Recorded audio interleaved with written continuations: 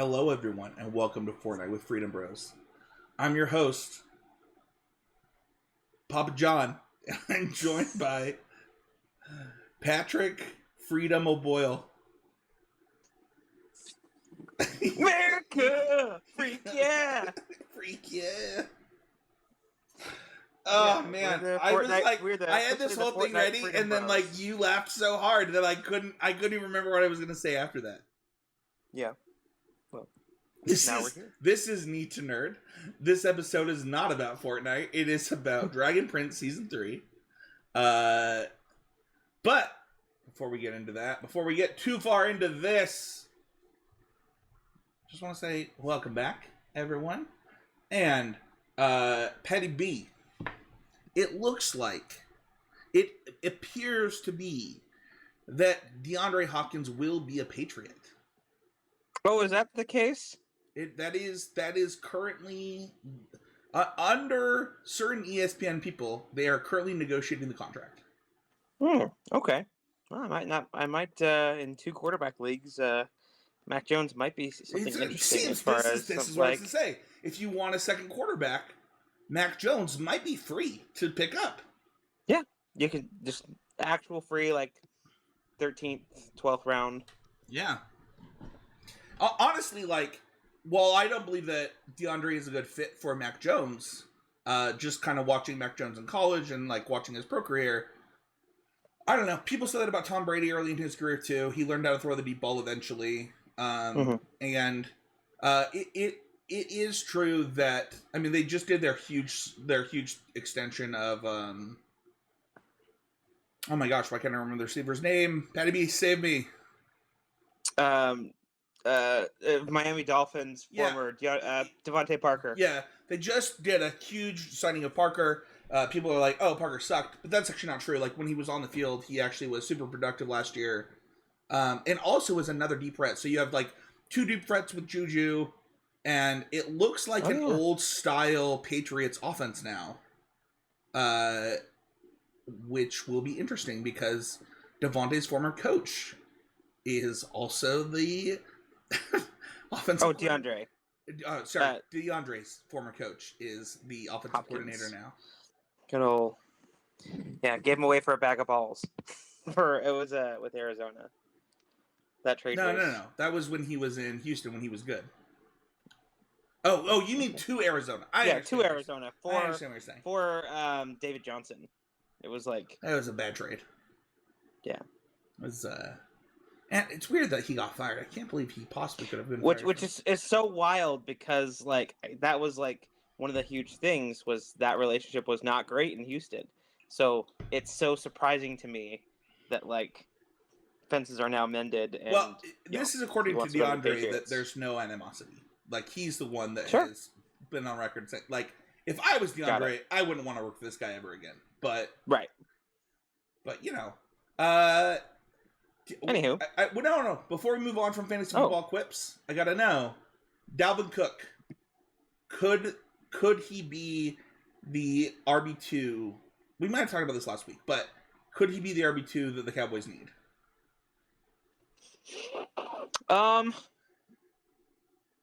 Maybe you can't have two like one single running back in the NFL. It doesn't work. Right.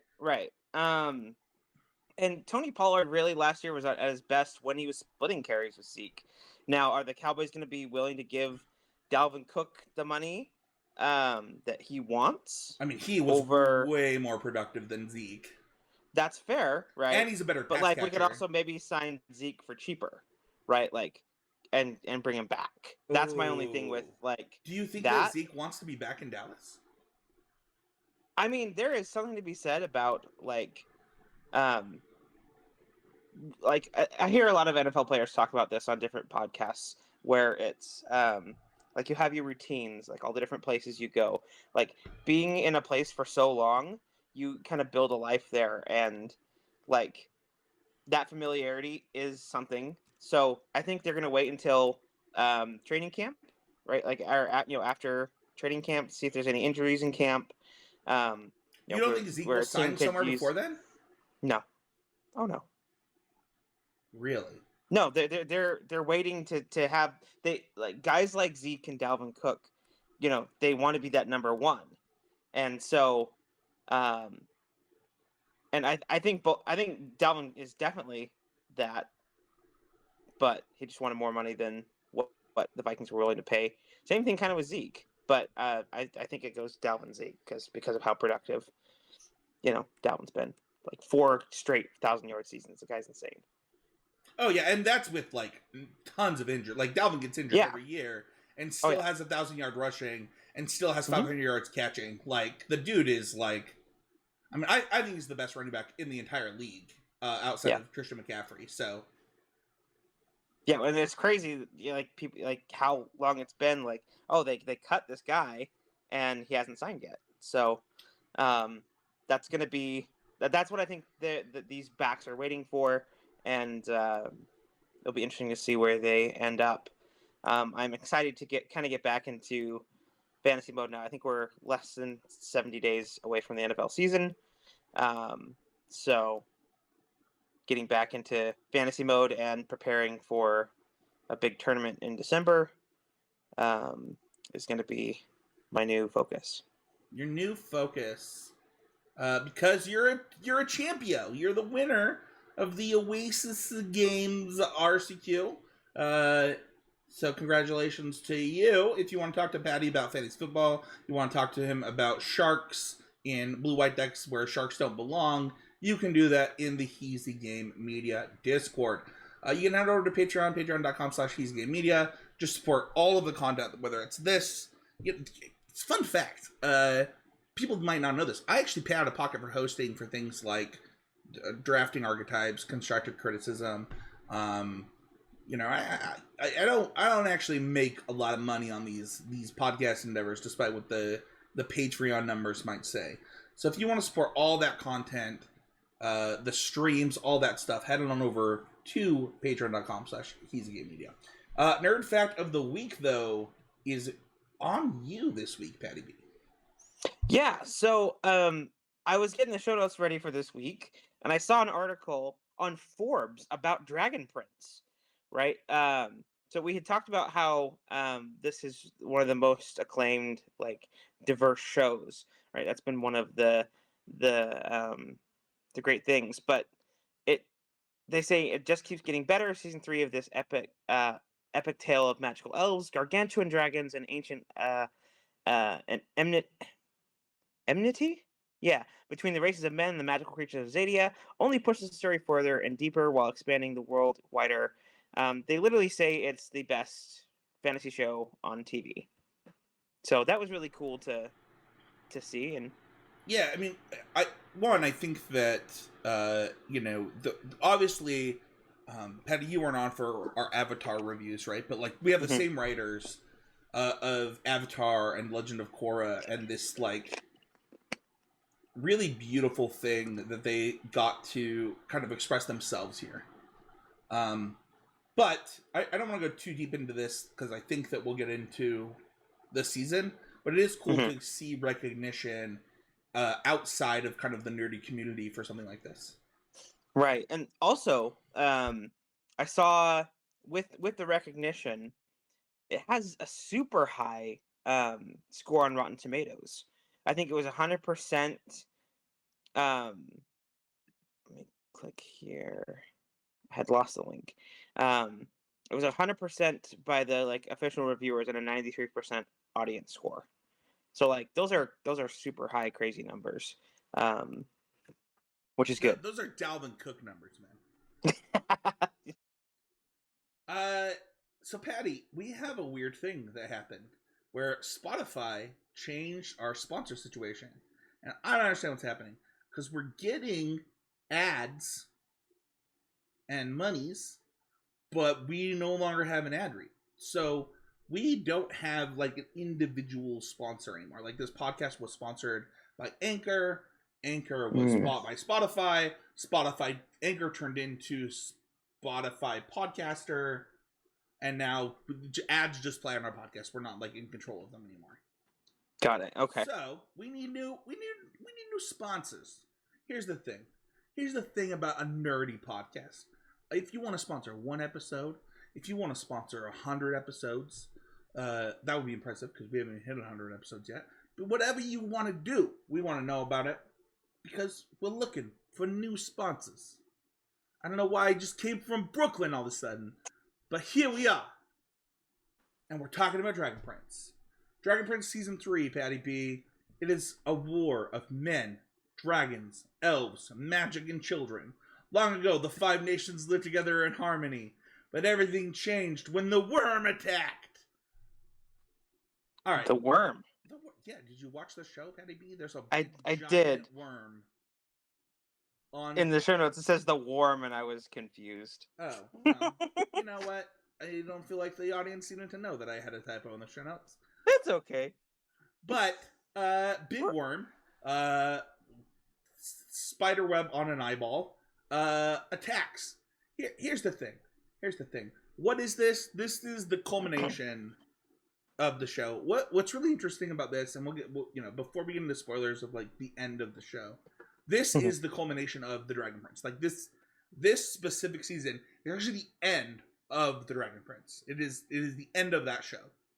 And it is the finale of 3 seasons of Dragon Prince.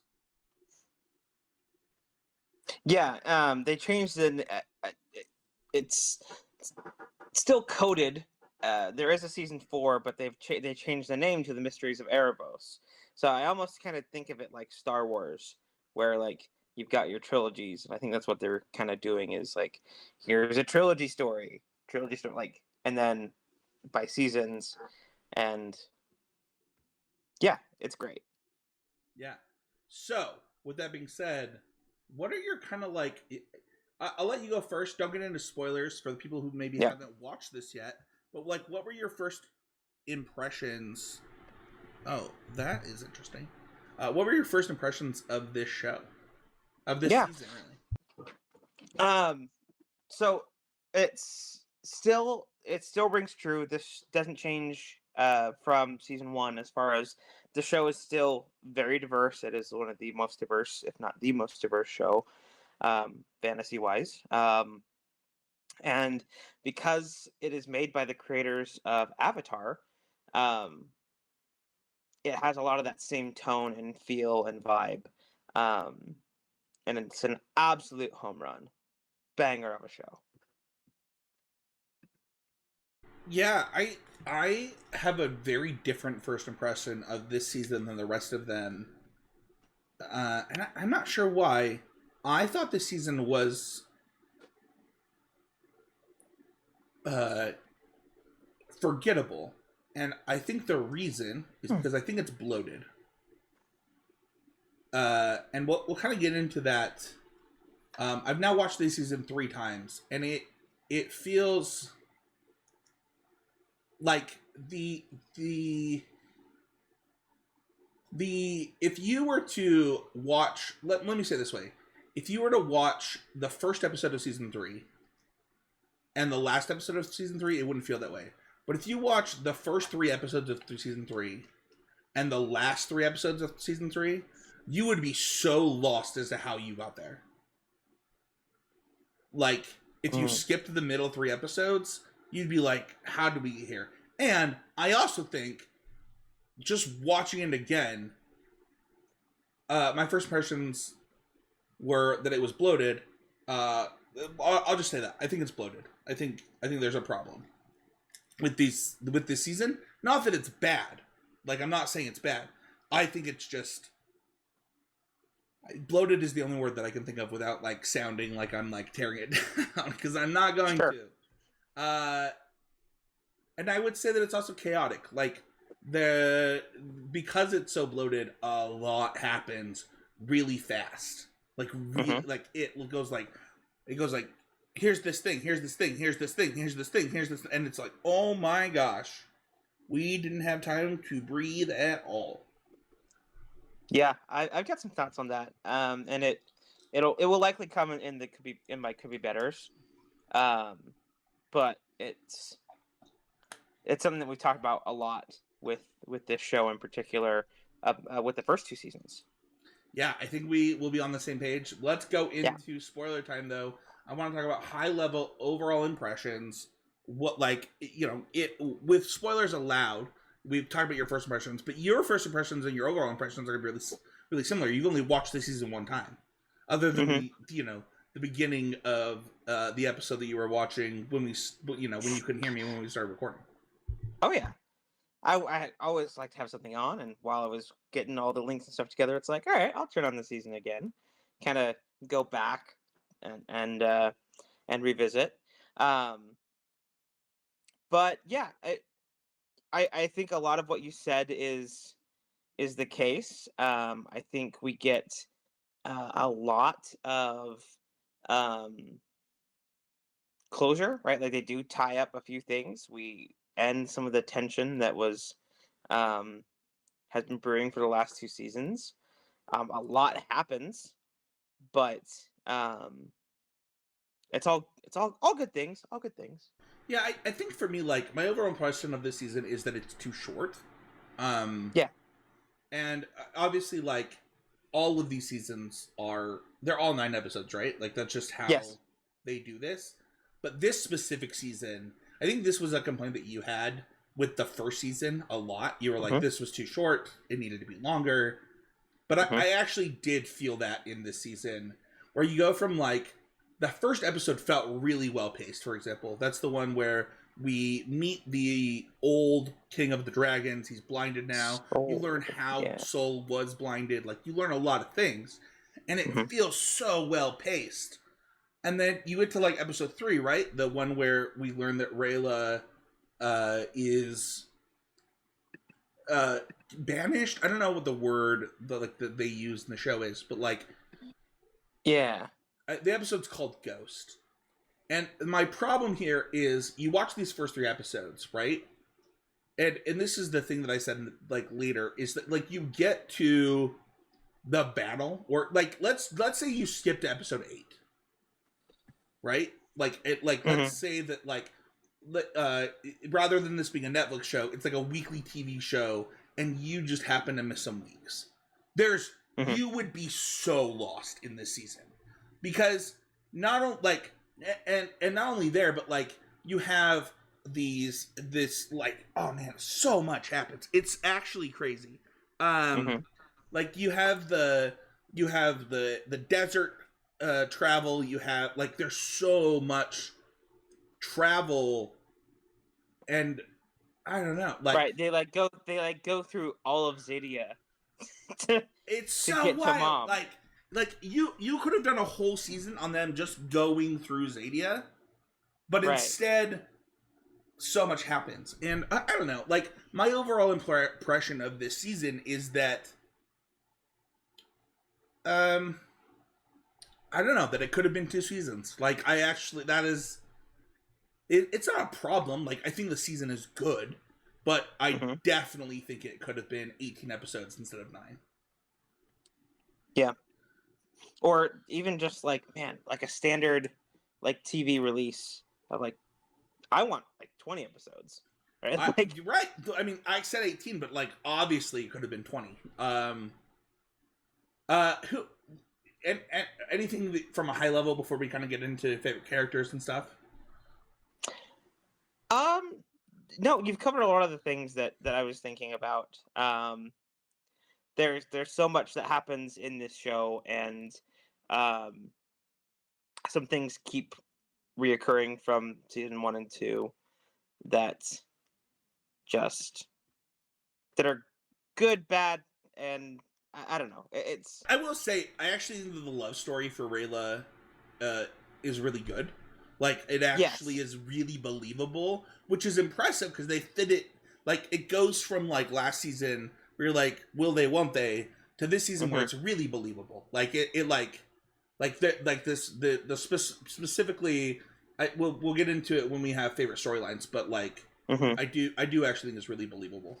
Right, where they go, it's all will they, won't they last season, and in this season it's yes, Yeah. they will, Yeah. and it works, and it's great. Who's your favorite character this season? My favorite character this season is Ezran. So there's a lot going on at home when he returns home to lead with the different, so his kingdom, and then I forget what the name of the other, like, other human kingdom is that like wants revenge on Zadia.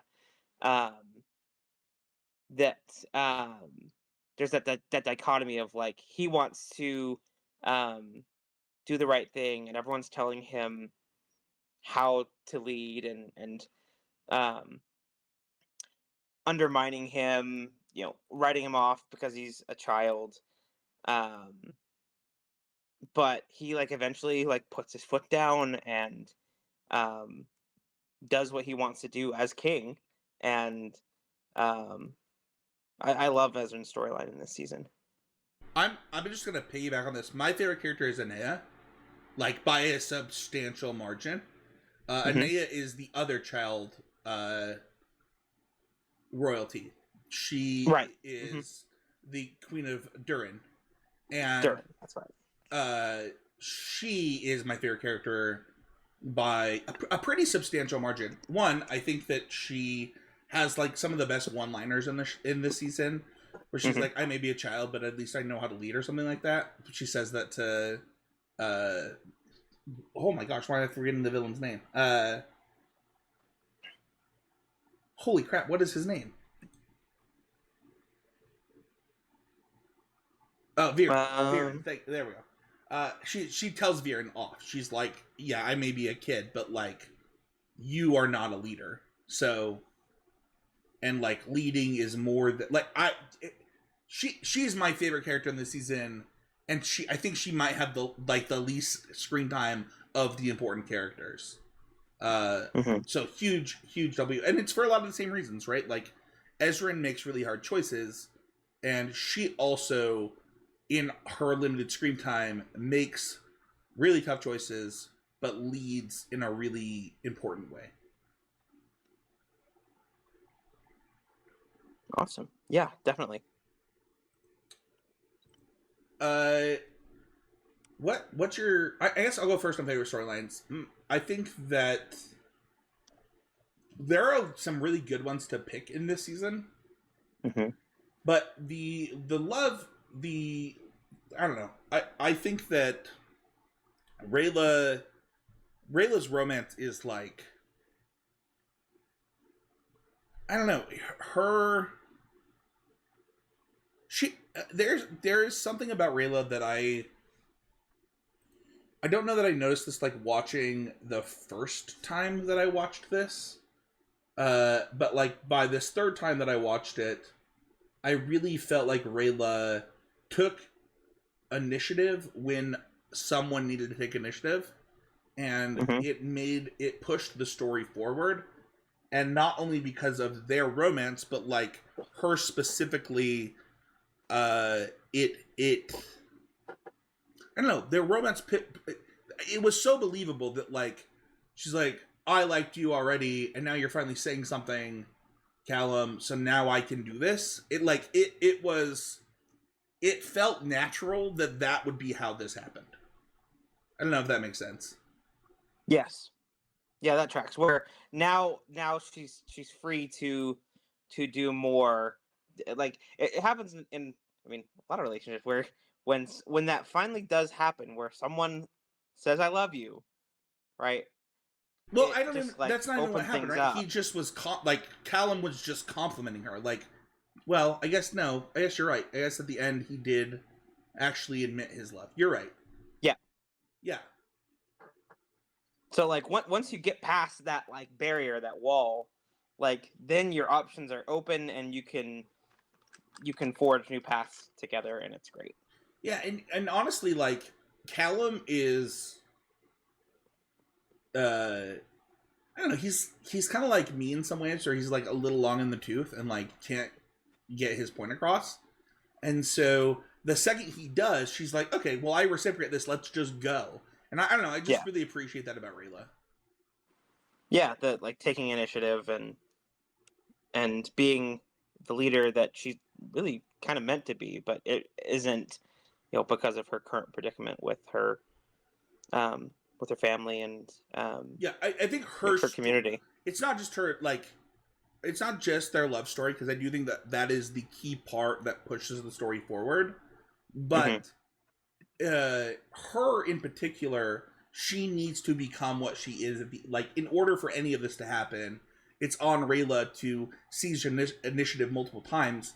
And I think that she does it because this thing that was bugging her in the last season, where she was like, I think I have feelings, but I don't know if they're reciprocated. It's this thing that's tossing in her. And then in this season, she's like, okay, it's reciprocated. Let's go get the thing done. Yeah, definitely. And a lot of that too, there's two parts to that. There's the love story part. There's also where she thought that her family had failed, right? Like to protect the Dragon Prince before, but she learns that I guess her mother's sacrifice was um, was not unsuccessful, right? They were able to get the egg to safety. So yeah, totally. I like the whole thing. It is often like things are thrust upon Rayla, and I think that that's funny because we just talked about love story. But I think that it is like she handles it so well. She's her story specifically, I think, is the story of season 3 for me. But I actually really like yours too, because I think that there is another side where this happens. And why don't you talk about that really quick? Yeah. So my favorite storyline this season was for a character that I haven't been a huge fan of in previous seasons, right? And like now that we have this kind of like wrap up, it's switched, right? So like season 1, I was all in on like, oh, Claudia's the best, right? Like, but now we've completely like flipped it around where it's like, how does this keep happening with Viren just like puppet stringing her along? Like, how do you keep falling for this? And Soren, who had his puppet strings, was doing whatever his dad asked him to, had those realizations, and has made the choice to do what's right. In part because of the mercy that Ezrin showed, and to them, right, when they were prisoners, he spared all their lives, and he's now free to see what is wrong and do the right thing, and he makes that choice to do the right thing, and I love that. Yeah, I think that, I mean, the moment this happens, right, is when the humans transform, right? And he's like, "Ugh, that's not for me." Yeah, he's like, this isn't right. Like, this isn't how we get to where we want to go. No, it's interesting. I think that Soren, you go from season 2, right, where you have this, like, is he paralyzed? Like, is he okay? Like, he gets healed, and like, I don't know. I think that while they make jest of this moment for him, it is really real to him, and you see that bear out in season 3.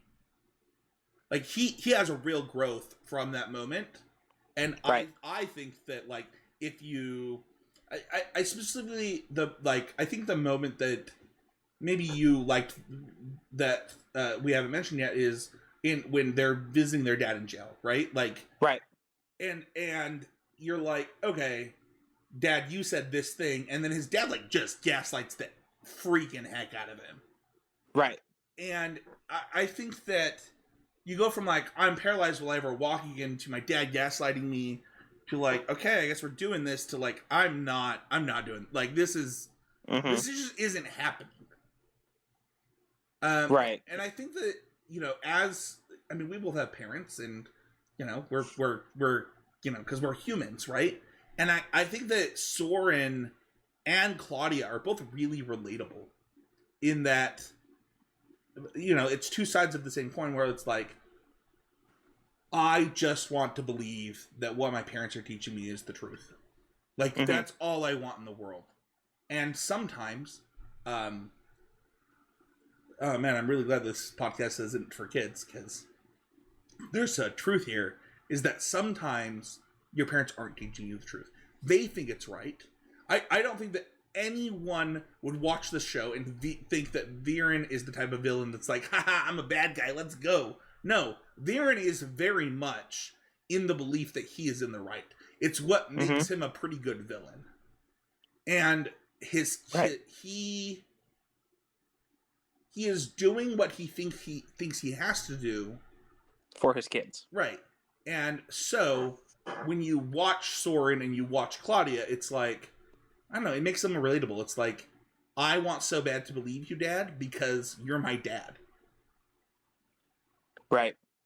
And we have family members like that, right? Where you've got the ones who like go along and trust their parents and are still, drinking the Kool-Aid, as it were. And it's so hard not to, right? Because yeah, what more could you want in the world than to, I don't know, like we grow up with our parents as our heroes, and so nobody wants their hero to fall in their own eyes. And Soren has to come to the realization that his hero, in a lot of ways, has fallen. Right. And I think maybe it's easier I wouldn't say easier for Soren to have that realization, but like because Claudia is a mage and her dad's a mage, they share that same dark magic, and so there's maybe like a different connection there for her that like Soren doesn't have, that allows him to kind of break free. Yeah. So those are our favorite storylines. We got Love It's and Could Be Betters. We're gonna do Could Be Betters first. This is not a thing where we like tear down the thing that we're talking about. It's just like things that we wish would change, and it's gonna be pretty obvious what mine is. This season was way too short, and I'm just gonna go over like major storylines really quick to explain how short the season was. So just episode by episode. So Regent, great pacing. Like the whole episode, it's probably one of the best episodes in the whole series. The Crown, what just happened? Like Ezra is back, like all these things happen. Like it's so like, oh, okay, this is happening. Ghost, okay, another huge major plot point. The Midnight Desert, slow paced. Like this part of the season, it slows down again. You are going through the desert, like it's going to take a long time. Obviously, it slows down. Heroes and Masterminds. What the heck? We're now super speeding through the desert, like through the whole thing. What's also happening during all of this is that Viren keeps telling stories of the past to fill in like context while all of this is happening. And so you get like Thunderfall, which is mostly a story like of that. Then you've got like finally they get to the Dragon Queen's lair, and I want to be clear that we're at the Dragon Queen's lair at episode 7, and while that's happening, the humans are marching also towards there. Right. Oh my gosh. Then you've got like this people getting together, and then you got this battle. And then the battle. You have the whole Sunfire Elves. Oh my gosh. I haven't even mentioned that. Like the whole thing happens in like, that's why I think the last 3 episodes specifically, the Hearts of Cinder, Dragon Guard, and the final battle, you're like, it's just a whirlwind. And the reason the only reason this could be better for me is like, you have like Ezrin flying to them on a thing where it took them how long to get there, and it's like, I don't know, it makes like the middle 3 episodes worthless. You're like, why did we even have these middle 3 episodes? If all you needed to do was jump on a thing and fly there, like, why didn't you just stay with that dragon that's already there? Like, they get there and the dragon from season 2's there. Yeah. Oh my gosh. It's fine. Wild. Like it's not like I'm obviously emoting quite a bit, and it's fine, but it is a lot. Like, and there are contextual issues. There are the only reason that it's a problem is because it's too short, right? Right. Like if they just had 3 more episodes, it would probably fix it. It doesn't even have to be double the size. Like, and the thing is when you have this problem, like in season 1, for example, I was like, it's kind of whatever. Like, you know, it's short, whatever. But it actually becomes a problem when you have to wrap up the story and then you do it like this. Right. I think I was saying before that, like, it kind of like compounds, right? You kind of feel that way in season 1, right? And then in season 2, it's just kind of like a bell curve, or expedient, whatever. I'm bad at math. Where it just kind of ramps up and just like exponentially gets more compacted and rushed. Right, those problems keep compounding, and you feel it more. Well, here's the thing that's wild to me is like if you watch the first episode of season 3, just that episode like by itself, you're like, oh, this is really well paced. This is like a thing of beauty. Like this season's gonna be so good. And even by episode 3, you're like, oh man, this is like gonna be the best season. And then you get to the end, and you're like, holy crap, so much happened, and I only watched 9 hours of content.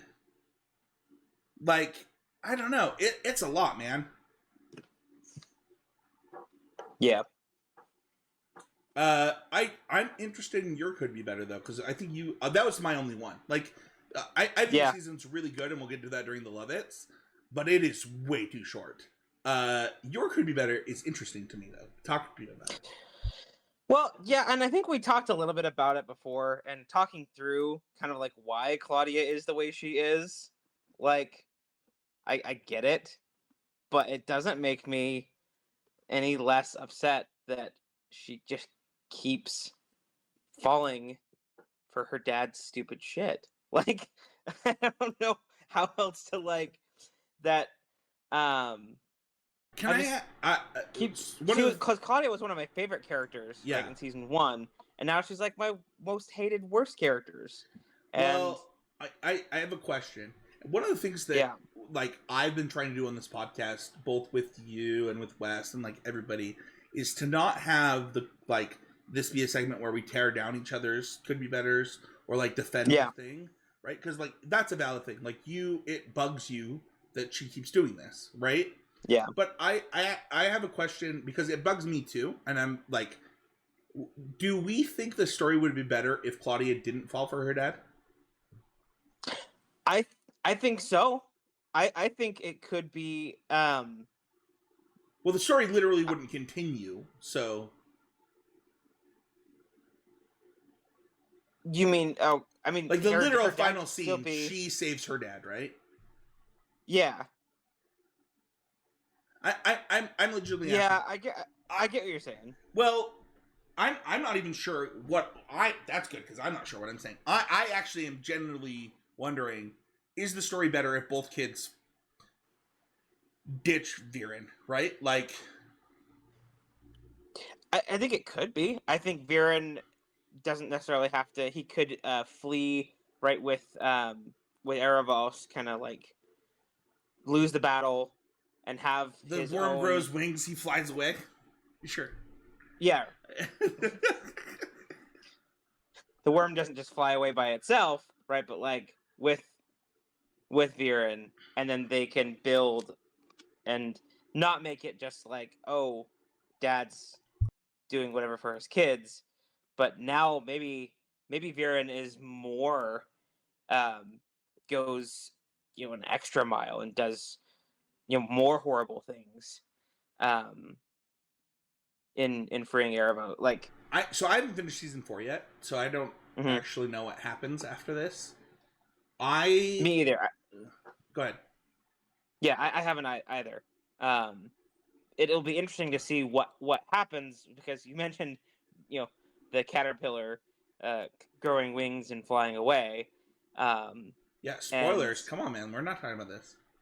You said that. I know, but I was saying in this moment, I wasn't giving season 4 spoilers. We don't know what happens. We already know there's a cocoon. Yeah. Like that's a thing that's in this season.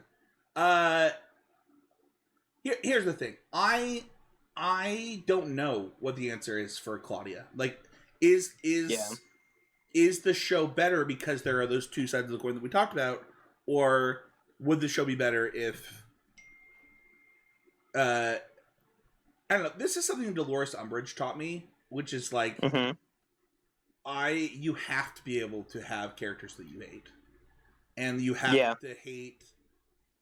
Like, you have to. It is, I don't know. To make a comparison, since you mentioned Dolores Umbridge, Claudia kind of feels like Draco in the last few books, right? Or films, right? Where he's just kind of. Well, we're talking books or films, because that's actually kind of important. Because in the films, Draco literally gives Harry a wand to fight Voldemort. So that is not how it happens in the books. So yeah, we what were you saying about Draco?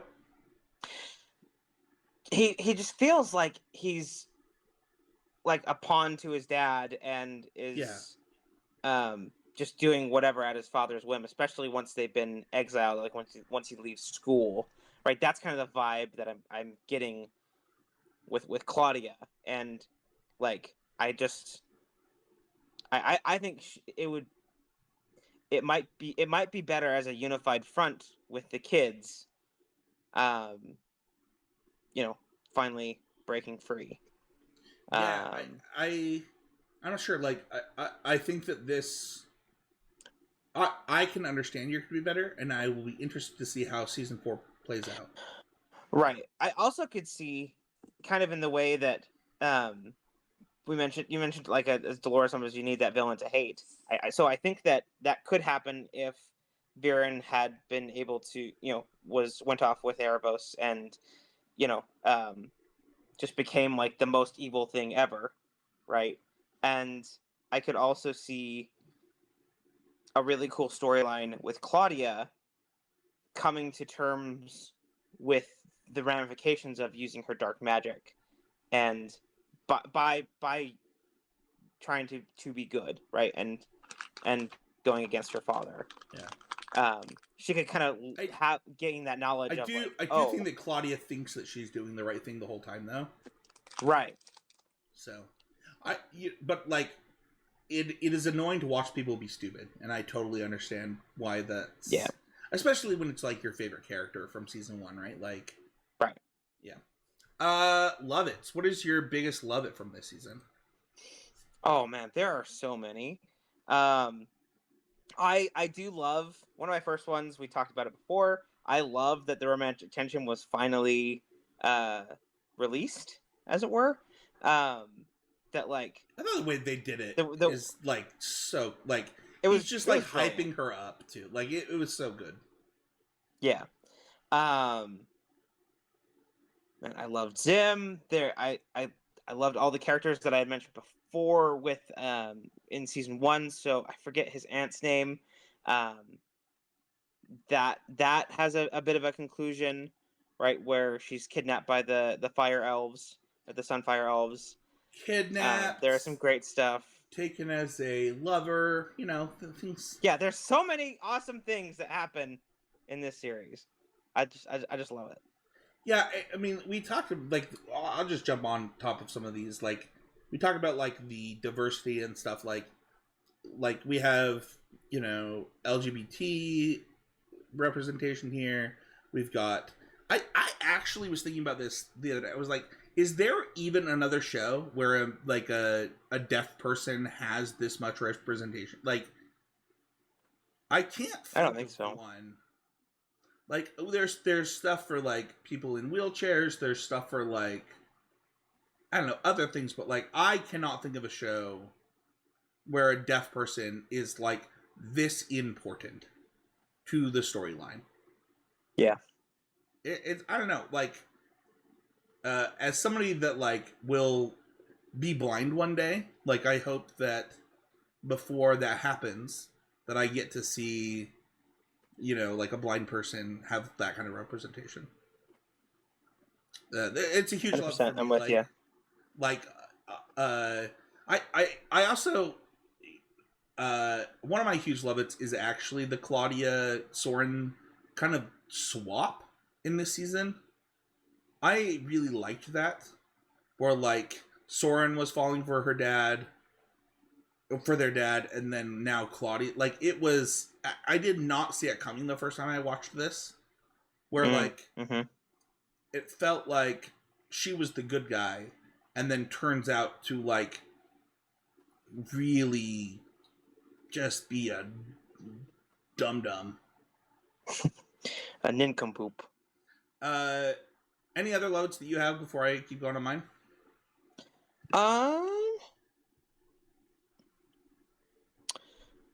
I loved that Callum got a better, like, was able to expand the use of his magic. Yeah. I think that was a really cool way, especially, to save the person that he loves when he's finally able to do the thing. Yeah.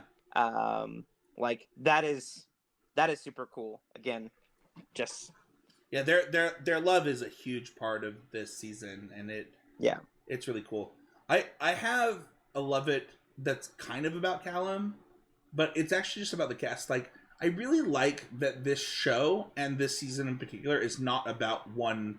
Like, there's clearly not a main character in the Dragon Prince, and I kind of like that. Like, it's almost like reading a book, where like there are, like, when you read a book with multiple POVs, like this show feels like that, where like the storylines make up the show rather than, like, the show is not about Callum, even though Callum is obviously the main character. But like, we mentioned Callum like twice, like, during this show, and I think that's because the writing is so good that you care about Ezra and you care about, I mean, my favorite character this season was Anea, right? And like, that's actually a huge love it too. We'll get into that. Like, you care about all of these other characters, and while Callum is figuring out Callum, it is surrounded by really good storylines. Yeah, I kind of, like, a visual that I got in my head was like parallel lines all going the same direction and then converging on each other at points, and then continuing separately. So yeah, I like that. I also, just a huge love it was the Anea Lord of the Rings moment. Like, you remember when, like, the Gandalf comes in the Two Towers and like saves the day with the Riders of Rohan? Like, she very much had that moment, and it was really cool. Right. I don't know. That's all I thought of. It's like, it's the Riders of Rohan. That's really cool. I don't know. Yeah, that is pretty cool. Especially, we've been, the Lord of the Rings has been very in the forefront, and so that's a really cool connection to make. That was, we're here to save the day. It was awesome. Will any time that, like, an army shows up to save the day, that we just associate that with the Riders of Rohan? I mean, now I will. Yeah. I'm trying to think of another time it happens. Like, is there another big moment where, like, you know what? There is. The Battle of the Bastards, when Sansa shows up with the veil. Right? Yeah. But once again, I didn't think of that. I thought of the Riders of Rohan. Yeah, Rohan greater than sign the veil. That's because the veil sucks. It just gets the recognition, and that's how we associate. It's just interesting, kind of like like the thought process of, like, oh, this comes to save the day. We think of one specific fantasy, like, time when it happened and use that as the association with I every actually other time that wonder. it I was happens. just gonna say. I wonder which of them won more awards, because I think the Battle of the Bastards might have won like the most awards of any single episode of TV ever. Mm-hmm. But Lord of the Rings won all of its Oscars as a trilogy at the end with Return of the King. Mm-hmm. So I actually wonder if Game of Thrones won more awards or if Lord of the Rings won more awards. I can look it up, and I'll put that in the um. When we're done, so when I post the video to YouTube, in the comments, post your thought, and I'll share it on the next episode. The results. It'll also be Patty's poll on Spotify. Okay, nice. Yeah, it has. Here's my thought: is that it has to be Game of Thrones just because there's more seasons than there were like movies, and all of Lord of the Rings came from the Return of the King, right? Like, obviously, Sure. Return of the King swept the Oscars. Like, it won Mm-hmm. literally every award of that Oscars. Yeah, I'm curious. I actually wonder which. So yeah, without looking up the information, because that's cheating. No cheating. Yeah, let us know. Leave a comment. That's it for Love It. So we're gonna rate it on a scale of 0 to 5. We've never given anything a 0. How would you rate this season, Patty B? So, thinking of season, like looking, because I looked at some of our previous notes as far as like what I had rated things. I rated season 1 a 4. I think I gave season 2 a 4.5. I think I'm gonna have to revert back to like a 4 or like the show is great. I loved so much about it, but just like season 1, where I had those initial feelings of man, this feels really cramped and bloated, that like it's more glaring now than before, um, and really threw off the pace. So I can't really give it more than a 4. I'm the same. I'm gonna give it a 4 too. And here's the thing: is that it's really good. Like if you haven't watched The Dragon Prince, you just like listen to these episodes for some reason, and like you should watch the first 3 seasons. Like Mhm. it is a culmination of the show, and like you don't even need to watch season 4. Like you could skip the literal last seconds of this season and just say I watched the show. But yeah, it is too cramped. Like too much happens, and it happens really fast. So, you can find me at Spencer13. You can find Patty B at PattyBMTG. You can find us both in the Discord, in the link in the show notes, where you can tell Patty B why Dalvin Cook should be on the Dallas Cowboys in order to help them realize that their quarterback sucks and that he's been the problem the whole time, and he's a bad sport, and that nobody should root for him. You could also, talk about things like Magic the Gathering and why you shouldn't put 3 mana, 2/4 sharks in your deck in that Discord. So, It's still a lot of heinous BS right there. you can Heresy. like and subscribe to the podcast and leave it a review if you get the chance. It actually helps the podcast a ton if you can leave a review. It is literally the best way to support the show. You can also head on over to Patreon. Thank you, Patty B, so much for talking finance and Fortnite with me. We'll see y'all next week with another episode of the Need to Nerd podcast.